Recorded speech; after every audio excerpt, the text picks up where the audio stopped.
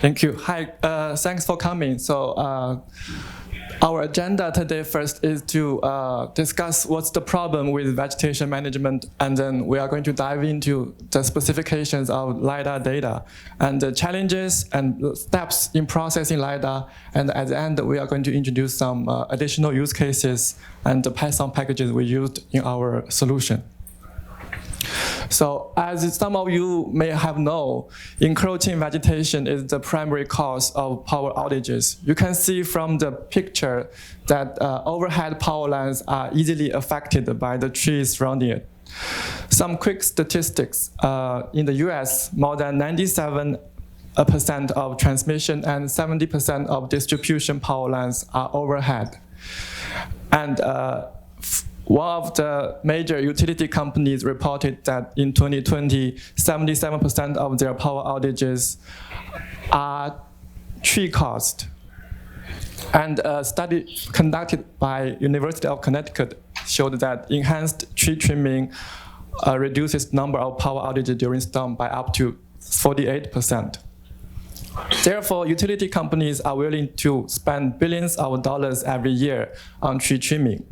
And this highlights the critical need for effective vegetation management around the power lines. However, the traditional methods are far from efficient. So vegetation inspection and spot checks are mostly done manual and based on foot or aerial patrols. And there are overpaying and complex bidding process due to a lack of granular visibility to vegetation and trimming conditions, and hardship on reducing tree-related outages due to static and long tree trimming cycles. Cycle-based tree trimming instead of condition-based ignore the challenges imposed by weather risks or specific hazards related to tree species. And there are safety concerns for our utility workers if the tree outages are not reduced. With the current procedures, companies find it more and more difficult to meet the regulatory requirements and customer expectations. They ought to find an advanced vegetation management solution, not only to provide reliable services, but also to ensure safety and to cut the cost on infrastructure repairing. So there are four main capabilities they are looking for. First is scalability, to automatically assess the state of vegetation across vast areas, at scale across vast areas. And frequency, to regularly predict and prioritize areas where vegetation may threaten power lines. And cost efficiency, to achieve insights at scale at the minimal investment. And the time to insight will be significantly shortened with our approach. And precision, to invest in the right data upfront to ensure optimal results. Okay, let's see, what is LiDAR data? LiDAR, which stands for light detection and ranging, is a remote sensing method that uses light in the form of a pulsed laser to measure ranges to the Earth. In our context, we are more referring to Giga mode LiDAR. It is classified and including classes like vegetation, power lines, poles, and ground and buildings, and so on. The data is in the form of a point cloud in the 3D space, and each point have its X, Y, Z, and the class information. X, Y are its coordinates, and Z represents its absolute height compared to the sea level. But how do we get the relative height of the points? Here we have to use a data called digital terrain model, or DTM. DTM is in the form of a 2D raster. If we overlay the LiDAR on the DTM, so each pixel of the DTM with its value represents the ground elevation of the LiDAR points above it. So by subtracting the ground elevation from the absolute height, we will get the relative height. And what are the differences between Geiger mode LiDAR and linear LiDAR? So, and why Geiger mode LiDAR is superior? From the picture you see, basically the plane that flies Geiger mode LiDAR flies higher, so it can capture a larger areas. And it also captured from multiple angles and at higher sample rate. So it is able to capture much more dense data and with higher frequency and higher precision. So based on the need of our client, Geiger mode LiDAR is a great fit for our vegetation management solution. And before using LiDAR, we rely on satellite imagery as our source of data for vegetation management. But there are two main issues with satellite.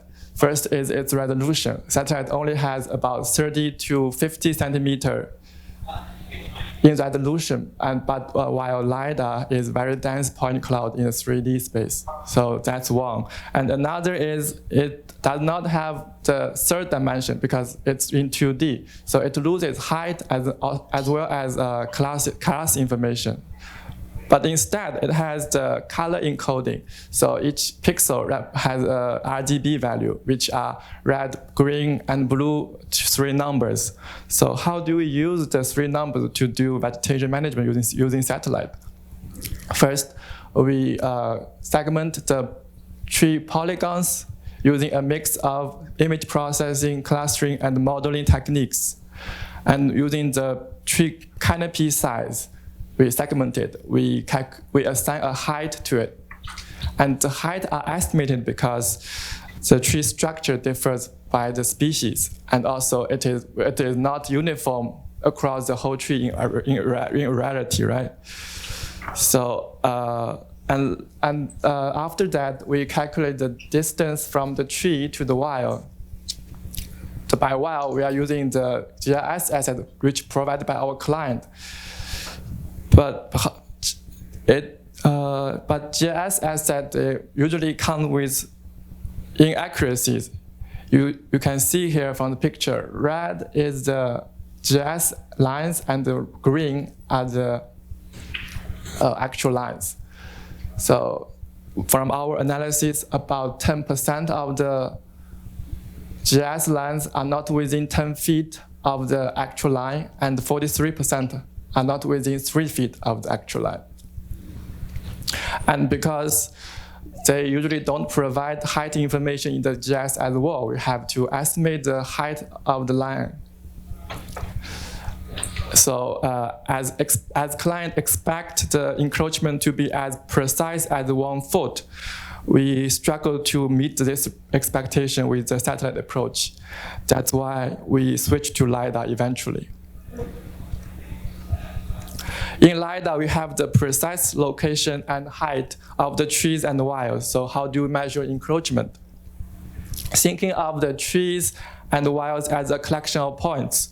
For each point in this tree, we calculate the vertical and horizontal distance of it to its nearby points, showing on the right, on the left of the picture. And then we calculate a bunch of 3D distances which within certain radius of the tree point, and pick the minimal as the minimal 3D distance, and showing on the right. Then we aggregate the minimal 3D distances of points to the wire span. So we know for each wire span what's the minimal distance to the encroaching tree. Because the vegetation information from LiDAR are far more than what we need, we only capture the vegetation within the right-of-way of the wire. For analysis, the picture on the right shows visually the vegetation height. The darker the green means the taller the tree is. And the picture on the right visualizes the minimum 3D distance of the vegetation to the closest wire. The darker the red means the closer the tree is to the closest wire in 3D. At the end, we will have to aggregate the minimal 3D distances to the wire span, which is what clients care about the most. So do you guys have any questions so far? Yes? I had a question about where do you get the satellite, or not the satellite image, the Geiger data from? Yeah, we actually have a vendor who collects those data. Oh. Yes. Yes. Are you guys taking into account in a model the droop that happens when the power lines heat up? Yes, right. Yes, we do. We will talk about that. Yeah, we'll get there. Yeah. Sorry. No. So, okay, let's hand to Anjani. So, thank you, Kewen. So right now we just wanted to discuss about some challenges that we face when we process this LiDAR data, right? And first challenge is like missing or sparse wire points, right? So if you can see from this picture is a representation of LiDAR data where the green points are the vegetation, the red points here are the wire points, and from the left we see that there are very few wire points detected. And in these kind of scenarios, we will not be able to calculate proper encroachment, right? And whereas on the right-hand side, the blue points actually represent the actual wire points that are on the ground. And because of like missing or sparse points, we're not able to detect a lot of encroachment there on the tree. And this could be happening due to various reasons. So first thing could be the size and coating of wire. So if some of these wires are so thin that the laser beam hits the wire and does not bounce back to the sensor will not be able to detect that there is some object there. And also sometimes when these wires are coated with copper or material like 4-strand steel, they kind of reflect the LiDAR beams in different directions, and it causes lack of detection of points, I would say. And sometimes there might be vegetation that's like lying on top of the wire. So for example, in this example itself, if we have a wire that's going underneath the tree, if the LiDAR beam doesn't hit the like power line points that are going underneath the tree, we would not be able to detect that there's a power line underneath there. And sometimes wire points might not be classified properly. So in the collection step, our vendor actually collects the data, and they also have a classification step sometimes. And due to some like issues in classification steps, sometimes what could happen is the LiDAR points that are coming from the wire could be misclassified as coming from something else. And because of which the points there might not be detected. And like I mentioned, the problem this sparsity in these points causes is like lack of detection of actual encroachment that's present on the ground. That's one challenge. And coming to the second challenge, the wire configurations across the spans are not same. And what I mean by span is any power line like points that are present between two poles, we'll be calling them as spans from now on. Right, and the configuration of these power lines between these two poles will not be consistent across a grid of like across an electrical grid, let's say. And these can be in like multiple different configurations. They can be horizontally stacked, which means they are at a same elevation vertically, but they are spaced right next to each other. And they could be vertically stacked as well in a similar way, like where they are like placed one on top of the other. And the image on the top kind of shows the horizontal configuration here, right? And combining both, they could be present in a hybrid configuration fashion where there is horizontal wires, and each horizontal wire or each horizontal level might have, there is vertical levels, and each vertical level might have its own horizontal configuration inside. And this is one of the most prevalent style of stacking that we tend to see. And like I mentioned, it's not homogeneous across the power line grid, so it would be a challenge for us to identify which span has which style of stacking. So we at IBM came up with a solution for the sparsity and stacking problem, and we call it gap filling. And I'm gonna walk you all through the steps of gap filling. So the first thing is we need to identify the proper pole location. We need to identify where the poles are. And once we're done with that, we need to automatically find the segments between the poles, or like I mentioned, spans between the poles. But the major catch here is, like if there are 10 poles in a grid or a power line grid, we would not know which pole is connected to which other pole ahead of time, because like they could be connected in any number of configurations, right? So our algorithm automatically detects which pole is connected to which other pole, and then we detect the segments between these poles. And the next step is where we kind of identify which configuration these power lines are present in, either horizontal, vertical, or hybrid. And also, like after that, we would need to get the points that are present in each span and identify which exact power line these points are coming from in each span. Because if, let's say, a span has hybrid configuration and say it has 2 vertical levels, and on the bottommost level there's 1 single line, and on the topmost level there are 3 horizontally stacked lines, we have to go to this segment, and our automatic algorithm kind of identifies which power line exactly each of these points are coming from. And then we use that information to kind of interpolate and fill the gaps in the power lines. And this is where we account for the sag in the power lines as well. So like he mentioned, during summer times or during different weather conditions, the power lines could be sagging very differently because of the material of the power lines. And this algorithm also accounts for that. And after all this is done, we perform automated quality checks due to which all the lines that are fit according to the norms or according to what they should actually look like will be retained. And every other line that's fit wrongly or falsely will be removed. And next major challenge here is, so initially we calculate encroachment to all the lines present in a span, but sometimes the client does not really care about encroachment from, like, let's say, neutral wire or service wire or communication lines. So let me quickly touch upon what these lines are. So the primary and secondary lines are the lines that carry electricity, and so is the service wire. But primary lines carry like electricity with a higher voltage, and secondary with slightly lesser voltage. And communication lines are like the telephone lines usually that are present on the same pole. And service wires are the wires that carry electricity to the households. And the client usually mostly asks for encroachment to primary and secondary wires. And they don't really care that much about neutral and communication because they don't carry any electricity. And also, if primary and secondary wires have encroachment near them, there could be a chance that these trees that are encroaching on them can catch fire, and that could cause a fire hazard. So that's another reason as to why we care more about the primary and secondary wires. And the challenge here is we have to identify what each of these wires are and what style they are, because just from LiDAR we'll not be able to know which wires carry charge and which wires do not. So we have devised our own in-house algorithm to kind of classify these wires as to like communication and electric. And we tend to give encroachment based on the client requirements. If they want it for all of them, we give it for all of them. If they want it only for electric lines, we give it only for electric lines. And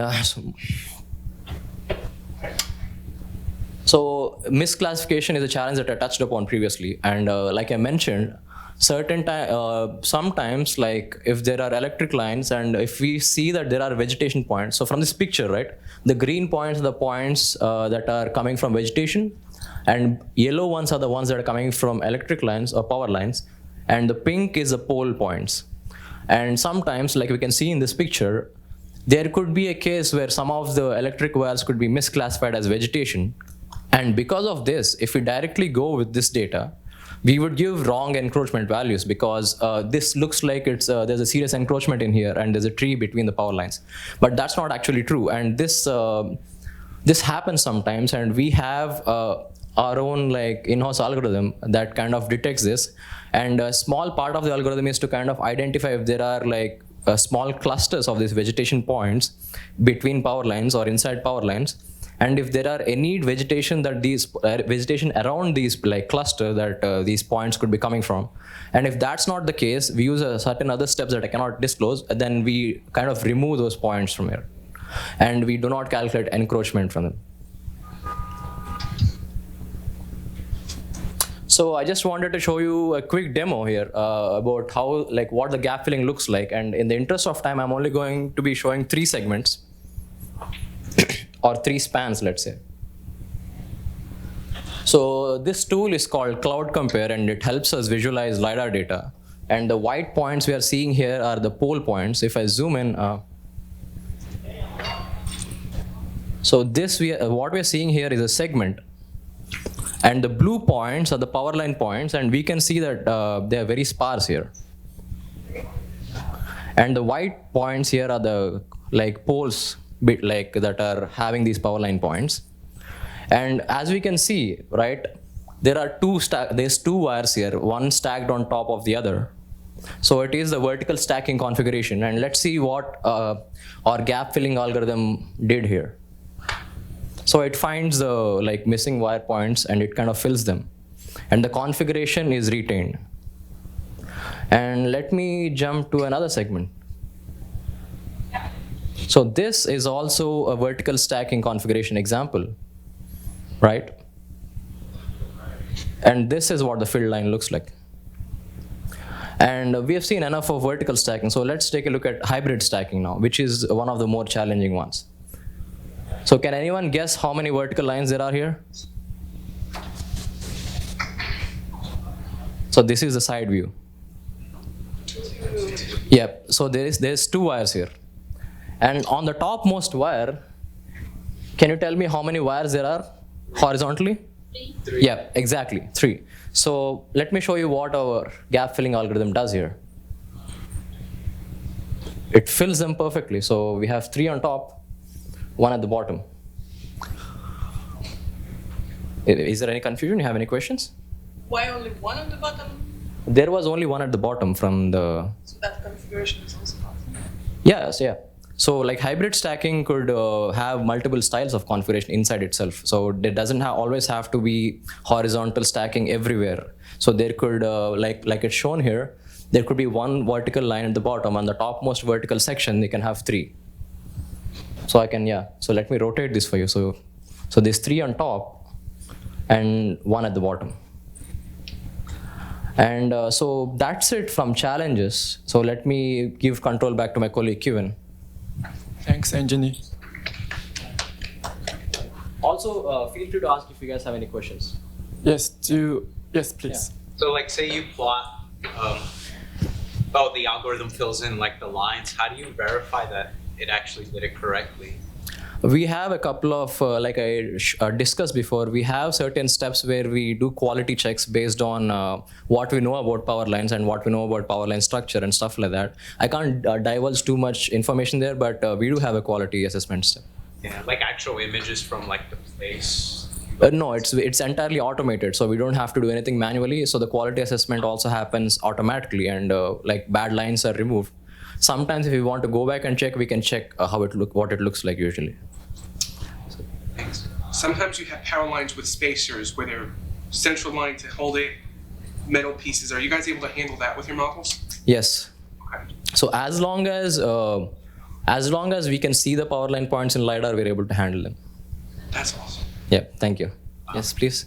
The vegetation misclassification, you're using proximity to like the rest of it to say it's misclassified. I'm just wondering like how you know for sure it's misclassified. Like you need to know how trees look with the LiDAR model. Like, could you have a little offshoot that actually is there and you think it's misclassified? Yes, the example I showed with the proximity to other vegetation points is just an example there. There's a more complicated algorithm. That's just one of the steps that I wanted to point out. And yeah, we do take into account like the issues that you're talking about. It could actually be a vegetation where there's an offshoot. But those kind of scenarios are already handled. So I can't like disclose too much here, but yeah, I get your question. Yes, please. You go first. Do you use deep learning or something for the modeling? We use machine learning. We don't use deep learning as such. Yeah. Basically, machine learning, is it CNN model or something? What? So it is a machine learning model. That's as far as I can say, I believe. Sorry. Yeah. Anyone else? No, you good? Okay, thank you. Okay, so let's dive into the steps on processing LiDAR. Yes, okay. The first, obviously, is to ingest the data, which is LAS and DTM. LAS is the file format for LiDAR. It is classified and including classes like vegetation poles, structures, and wires. And DTM, as we discussed earlier, is the ground elevation of the LiDAR. And then we extract the vegetation wire and pole, which we are interested from the LiDAR data. And then because the provided LiDAR files are small pieces, cover only small pieces of area, so we have to aggregate them to a larger area for easy processing. And then we detect and fill in sparse wire data. Then we do some pre-processing on the wires and to extract only energized lines and filter out lines that neutral and communication lines. And then after that, we compute the various distance of vegetation to the wire, and then we do generating some KPIs and then assign them to the client GIS data. So some KPI, we mainly interested in 2D distance and 3D distance, also the encroachment value, which is the amount of encroachment in some ranges of the 3D distance. And at the end, we will assign a LiDAR score to the wire span based on the 3D distances. For example, it means the 3D distance is within 0 to 3 feet, and which means it is in critical condition and need to be trimmed. The vegetation need to be trimmed immediately. And C means the next critical stage, and which need to be watched closely, and so on and so forth.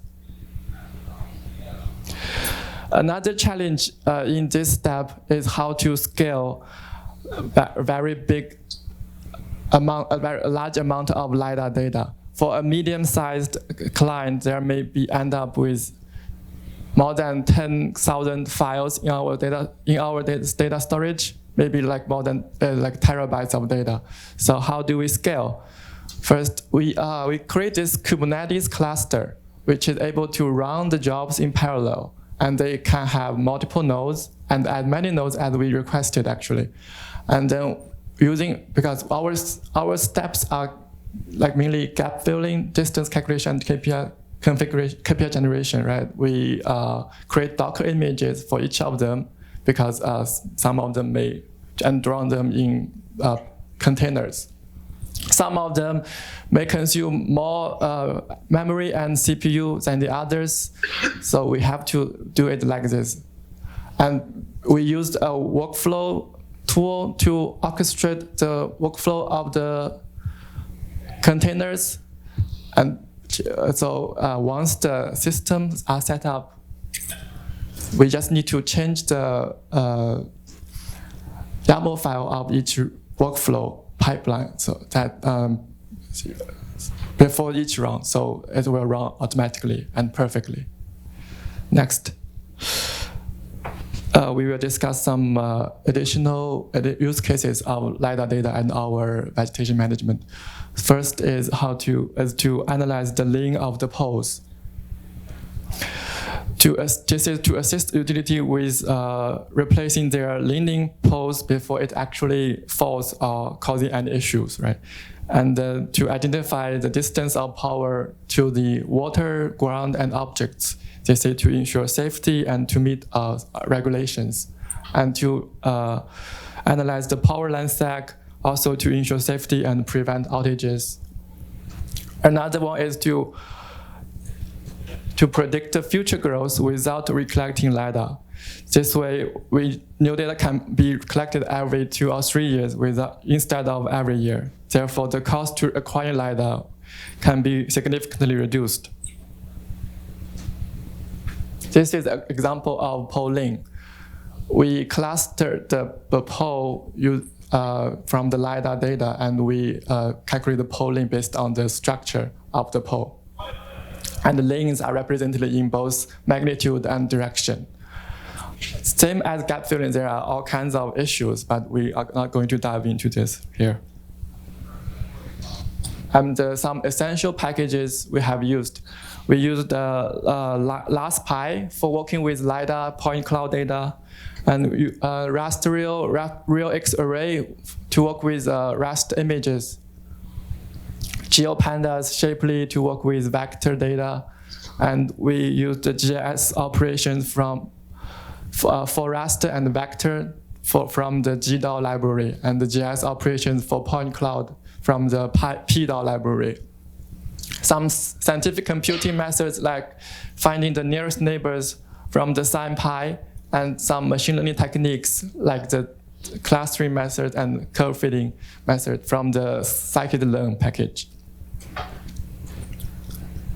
So this concludes our presentation today. Thank you guys for your time and attention.